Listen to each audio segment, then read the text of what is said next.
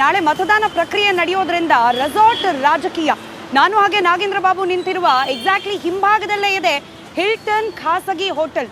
ಇಲ್ಲೇನೆ ಇವತ್ತು ಸಂಜೆ ಕಾಂಗ್ರೆಸ್ ಶಾಸಕಾಂಗ ಪಕ್ಷದ ಸಭೆ ನಡೀತಾ ಇದೆ. ಈ ಟೈಮಲ್ಲಿ ಬೇಕಿತ್ತಾ ರೆಸಾರ್ಟ್ ರಾಜಕೀಯ ಅನ್ನೋ ಪ್ರಶ್ನೆಗೆ ಕಾಂಗ್ರೆಸ್ನ ನಾಯಕರಾದ ಡಾಕ್ಟರ್ ಅಜಯ್ ಸಿಂಗ್ ಕೊಟ್ಟಿರುವ ಉತ್ತರ, ನಾವು ರೆಸಾರ್ಟ್ ರಾಜಕೀಯ ಮಾಡ್ಲಿಕ್ಕೆ ಹೋಗ್ತಾ ಇಲ್ಲ, ಅಥವಾ ನಮ್ಮ ಶಾಸಕರು ಬೇರೆಯವ್ರಿಗೆ ಓಟ್ ಹಾಕ್ಬಿಡ್ತಾರೆ ಅನ್ನೋ ಭಯದಿಂದ ಹೋಗ್ತಾ ಇಲ್ಲ. ಬದಲಾಗಿ ಕಾಂಗ್ರೆಸ್ನ ಶಾಸಕರ ಮತಗಳು ಲ್ಯಾಪ್ಸ್ ಆಗಬಾರ್ದು, ಮತದಾನ ಪ್ರಕ್ರಿಯೆಯ ಬಗ್ಗೆ ಅವರಿಗೆ ಅರಿವನ್ನ ಮೂಡಿಸೋಕೆ, ಜಾಗೃತಿಯನ್ನ ಮೂಡಿಸೋಕೆ ರೆಸಾರ್ಟ್ನಲ್ಲಿ ಸಭೆಯನ್ನ ಸೇರಿಸಲಾಗ್ತಾ ಇದೆ ಅಂತ ಹೇಳಿ ಪ್ರತಿಕ್ರಿಯೆಯನ್ನ ನೀಡಿದ್ದಾರೆ ಡಾಕ್ಟರ್ ಅಜಯ್ ಸಿಂಗ್. ಅಂದ್ರೆ ಕಾಂಗ್ರೆಸ್ನಲ್ಲಿರುವ ಶಾಸಕರಿಗೆ ಮತದಾನ ಪ್ರಕ್ರಿಯೆ ಬಗ್ಗೆ ಅರಿವಿಲ್ವಾ? ಈ ಪ್ರಶ್ನೆ ಅಜಯ್ ಸಿಂಗ್ರ ಹೇಳಿಕೆ ನಂತರದಲ್ಲಿ ಸಹಜವಾಗಿ ಉದ್ಭವ ಆಗುತ್ತೆ. ನಾಳೆ ರಾಜ್ಯಸಭೆ ಚುನಾವಣೆ ನಡೀತಾ ಇದೆ, ಹಾಗಾಗಿ ಇವತ್ತು ಕಾಂಗ್ರೆಸ್ ಶಾಸಕಾಂಗ ಪಕ್ಷದ ಸಭೆ ಇದೆ. ಈ ಕುರಿತು ಮಾತನಾಡೋಕೆ ಶಾಸಕರಾದಂತಹ ಅಜಯ್ ಸಿಂಗ್ ಅವರು ಇದ್ದಾರೆ, ಅವ್ರನ್ನ ಮಾತಾಡ್ಸೋಣ. ಸರ್, ಇವತ್ತು ಶಾಸಕಾಂಗ ಪಕ್ಷದ ಸಭೆ ಇದೆ, ಏನೆಲ್ಲ ತೀರ್ಮಾನಗಳಾಗಬಹುದು ಸರ್? ನಾಳೆ ಒಂದು ಚುನಾವಣೆ ಇದೆ, ರಾಜ್ಯಸಭಾ ಚುನಾವಣೆ ಇದೆ.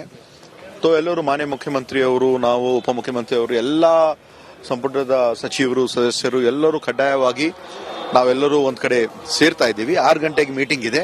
ಮೀಟಿಂಗ್ ಅಲ್ಲಿ ಸುದೀರ್ಘವಾಗಿ ಎಲ್ಲ ಬಗ್ಗೆ ಚರ್ಚೆ ಆಗ್ತದೆ. ಚುನಾವಣೆ ಹೆಂಗ್ ಮಾಡಬೇಕು, ಏನ್ ಮಾಡಬೇಕು, ಸರಿಯಾಗಿ ರೀತಿಯಿಂದ ಮಾಡ್ಬೇಕಂತ ಅದ್ರ ಬಗ್ಗೆ ಆಗ್ತದೆ. ಅದರಲ್ಲೇನು ವಿಶೇಷ ಏನಿಲ್ಲ. 135 ಇತ್ತು, ಈಗ 34 ಸ್ಥಾನಗಳಾಯ್ತು ನಿಮ್ದು. ಈಗ ಅಷ್ಟಕ್ಕಷ್ಟೇ ಇದೆ ಮತಗಳು, ಒಂದು ಆಚೆ ಈಚೆ ಆದ್ರೂ ಕೂಡ ನಿಮ್ದು 3ನೇ ಅಭ್ಯರ್ಥಿ ಗೆಲ್ಲೋದು ಬಹಳ ಕಷ್ಟ ಇದೆ. ಸೊ ಹಾಗಾಗಿ ಹೇಗೆ ರಣತಂತ್ರ ಮಾಡ್ತೀರಿ? ಇಲ್ಲ, ಈಗ ಇಂಡಿಪೆಂಡೆಂಟ್ ಅವರು ನಮ್ಗೆ ಬೆಂಬಲ ಸೂಚಿಸಿದ್ದಾರೆ, ಅವರೆಲ್ಲ ನಮ್ ಸಪೋರ್ಟ್ ಮಾಡ್ತೀನಿ ಅಂತ ಹೇಳಿದ್ದಾರೆ. ನಾವು ಕೇವಲ 135 ಅಂತ ಅಷ್ಟೇ ಅಲ್ಲ, ಇಂಡಿಪೆಂಡೆಂಟ್ ಅವರು ಕೂಡ 4 ಜನ ನಮ್ಗೆ ಸಪೋರ್ಟ್ ಮಾಡ್ತಾ ಇದ್ದಾರೆ. 139 ನಾವು ಇದ್ದೀವಿ. ನಿನ್ನೆ ಅಂತೂ ಬಹಳ ಒಂದು ದುರದೃಷ್ಟ, ನಾವು ಒಬ್ಬರನ್ನು ರಾಜಾ ವೆಂಕಟಪ್ಪ ನಾಯಕ್ ಅವರನ್ನು ಕಳ್ಕೊಂಡಿದ್ದೀವಿ. ಆದರೆ ನಾವು ಖಂಡಿತವಾಗಿ 3ಕ್ಕೂ ಗೆಲ್ತೀವಿ ಅಂತ ಸಂಪೂರ್ಣವಾದ ವಿಶ್ವಾಸ ಇದೆ. ಯಾಕೆ ಈ ಪ್ರಶ್ನೆ ಕೇಳ್ತಾ ಇದ್ದಾರೆ ಅಂದ್ರೆ, ತುಂಬಾ ಜನ ಹೊಸದಾಗಿ ಗೆದ್ದಿದ್ದಾರೆ, ಇನ್ನು ಮತದಾನ ಮಾಡೋ ಬಗ್ಗೆ ಅವ್ರಿಗೆ ಅರಿವಿಲ್ಲ, ಹೇಗೆ ಅನ್ನೋದು, ಅದು ಲ್ಯಾಪ್ಸ್ ಆಗಬಾರ್ದು ಮತಗಳು ಅಂತ. ಆ ಕಾರಣಕ್ಕಾಗಿನೇ ಇವತ್ತು ಒಂದ್ ಕಡೆ ಎಲ್ಲರೂ ಒಂದ್ ಕಡೆ ಸೇರ್ತಾ ಇದ್ದೀವಿ. ಸೇರಿ ಪ್ರತಿಯೊಬ್ಬರಿಗೆ ಚುನಾವಣೆ ಹೆಂಗ್ ಹಾಕ್ಬೇಕು, ಏನು ಆಗ್ಬಾರ್ದು, ಪ್ರತಿಯೊಬ್ಬರಿಗೂ ಒಂದು ಜವಾಬ್ದಾರಿ ಕೊಟ್ಟಿದ್ದೀವಿ. ಎಲ್ಲ ಸೀನಿಯರ್ ಲೀಡರ್ಸ್ಗೆ, ಇಷ್ಟೊಂದು ಹೊಸ ಶಾಸಕರಿಗೆ ಯಾವ ಒಂದು ರೀತಿಯಿಂದ ಮತದಾನ ಮಾಡಬೇಕು, ಏನು ಮಾಡಬೇಕು ಅಂತ ಒಂದು ಸರಿಯಾದ ರೀತಿಯಿಂದ ಒಂದು ತರಬೇತಿನೂ ಕೂಡ ಕೊಡಲಾಗ್ತದೆ. ಏನು ಅದರಲ್ಲಿ ಏನು ತಾರತಮ್ಯ ಆಗಲ್ಲ. ತಮಗೇನಾದ್ರೂ ತಮ್ಮ ಪಕ್ಷಕ್ಕೆ ಶಾಸಕರು ಮತದಾನ ಗೈರಾಗ್ತಾರೆ ಅನ್ನುವಂಥದ್ದೇನಾದ್ರೂ ಆತಂಕ ಇದೆಯಾ ಸರ್ ಅಂತ? ಅಬ್ಸಲ್ಯೂಟ್ಲಿ. ಮತ್ತೆ ರೆಸಾರ್ಟ್ ಕರ್ಕೊಂಡು ಹೋಗ್ತಾ ಇದ್ರಿ?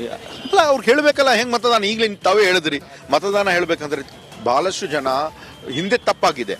3, 4, 5 ಸತಿ ಶಾಸಕರಾಗ ನಂತರೂ ಕೂಡ ವೋಟಿಂಗ್ ಮಾಡುವಾಗ ಸ್ವಲ್ಪ ಕಾಂಪ್ಲಿಕೇಟೆಡ್ ಇದೆ. ಯಾಕಂದ್ರೆ 3 ಅವ್ರಿಗೆ ವೋಟಿಂಗ್ ಮಾಡಬೇಕಾಗ್ತದೆ, ಫಸ್ಟ್ ಸೆಕೆಂಡ್ ಪ್ರಿಫರೆನ್ಸ್ ಎಲ್ಲ ಇರ್ತದೆ. ಅದೆಲ್ಲ ಸರಿಯಾಗಿ ನಾವು ತಿಳಿಸ್ತೀವಿ, ಎಲ್ಲರೂ ಒಂದೇ ಕಡೆ ಕೂಡಿಸಿ ತಿಳಿಸ್ತೀವಿ. ಮತ್ತೆ ಒಂದು ಮಾಕ್ ಡ್ರಿಲ್ ಮಾಡ್ತೀವಿ, ಹೆಂಗ್ ಮಾಡಬೇಕು, ಏನ್ ಮಾಡಬೇಕು ಅಂತೆಲ್ಲ ಅದೆಲ್ಲ ಮಾಡ್ತಾ ಇದೀವಿ. ಅಂದ್ರೆ ಈಗ ಎಷ್ಟೆಷ್ಟು ಶಾಸಕರನ್ನ ಎಷ್ಟೆಷ್ಟು 3 ವಿಭಾಗಗಳಾಗಿ ವಿಂಗಡಿಸಿ ಮತ್ತೆ ಹಾಕಕ್ಕೆ ಏನಾದ್ರು ವ್ಯವಸ್ಥೆ ಮಾಡ್ತೀರಾ? ಮೇನ್ಲಿ 45 ವೋಟ್ಸ್ ಬೇಕು. 45 ಬೇಕಾಗ್ತದೆ. ಈಗಾಗಲೇ ನಾವು 135 ಇದ್ದಿದ್ದು, ಒಬ್ರು ತೀರ್ಕೊಂಡಿದ್ದಾರೆ, 134 ಇದ್ದೀವಿ.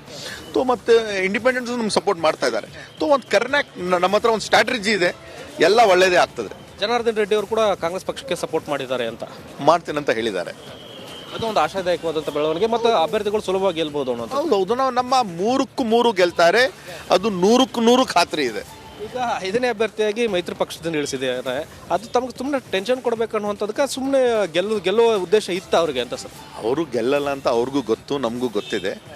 ಸುಮ್ಮನೆ ಅವರು ಒಂದೇನಾದರೂ ಒಂದು ಪ್ರಯತ್ನಕ್ಕೆ ಅವ್ರು ನಡೆಸಿದ್ದಾರೆ, ಆದರೆ ಅವರು ವಿಫಲರಾಗ್ತಾರೆ. ಅದರಲ್ಲಿ ವರ್ಷದಲ್ಲಿ ಮೊದಲನೇ ಮೈತ್ರಿ ಅಭ್ಯರ್ಥಿ ಸೋಲಾಯ್ತು, ಈಗ 2ನೇ ಮೈತ್ರಿ ಅಭ್ಯರ್ಥಿ ಸೋಲಾಗೋದು ಖಚಿತನಾ ಸರ್ ಅಂತ? ಖಚಿತ. ಮೊನ್ನೆನೇ ಪುಟ್ಟಣ್ಣ ಅವರು ಗೆದ್ರು, ಭರ್ಜರಿ ಗೆಲುವಾಯಿತು. ಇನ್ನು ಗೆದ್ರು. ಮುಂದೆ ಇರ್ತಕ್ಕಂಥ ಲೋಕಸಭಾ ಚುನಾವಣೆಯಲ್ಲೂ ಕೂಡ ಹಿಂದೆಯೂ ನಾವು ಕಾಂಗ್ರೆಸ್ JDS ಮಾಡಿದ್ವಿ, ಏನಾಯ್ತು ನಿಮ್ಗೆ ಗೊತ್ತೇ ಇದೆ. ಇವಾಗ ಜನ ಮೈತ್ರಿ ಸರ್ಕಾರಕ್ಕೆ ಒಪ್ಪಲ್ಲ ಅಂತ ಕರ್ನಾಟಕ ರಾಜ್ಯದಲ್ಲಿ ಸ್ಪಷ್ಟ ಆಗಿದೆ. ಮೈತ್ರಿ ರಾಜಕೀಯ ಹೊಂದಾಣಿಕೆ ಇದ್ರೂ ಕೂಡ ಒಪ್ಪಲ್ಲ, ಸರ್ಕಾರ ಇದ್ರೂ ಕೂಡ ಒಪ್ಪಲ್ಲ.